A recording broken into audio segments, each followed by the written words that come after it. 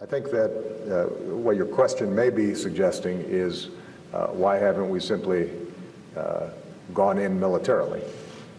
And I think it's fair to say that the United States often finds itself in a situation where if it goes in militarily, then it's criticized for going in militarily. And if it doesn't go in militarily, then people say, why aren't you doing something militarily?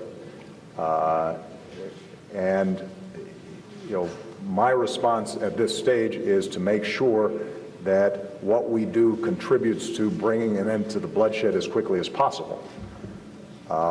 And working in a multilateral context, in an international context, because we think our experience shows that when we lead, but we are also working with others, like the Jordanians, like the Turks, like other interested parties in the region, then the outcomes are better. When we are working with the Syrians themselves, so that this is not externally imposed, but rather something that is linked directly with the aspirations and hopes of the people inside of Syria, it will work better.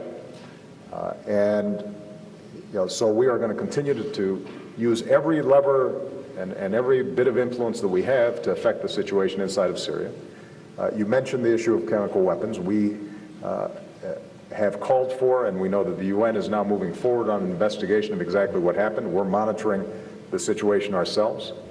I have said publicly that the use of chemical weapons by the Assad regime would be a game changer from our perspective, because once you let that situation spin out of control, it's very hard to stop and can have enormous spillover effects across the region.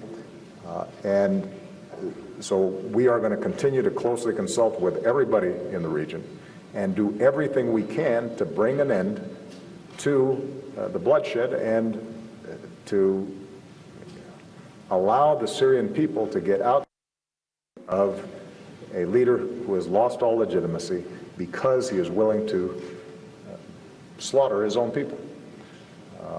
And I'm confident that Assad will go. It's not a question of if, it's when.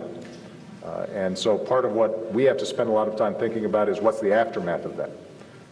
And how does that work in a way that actually serves the Syrian people, and by the way, serves the Syrian people from all walks of life, from all religious affiliations.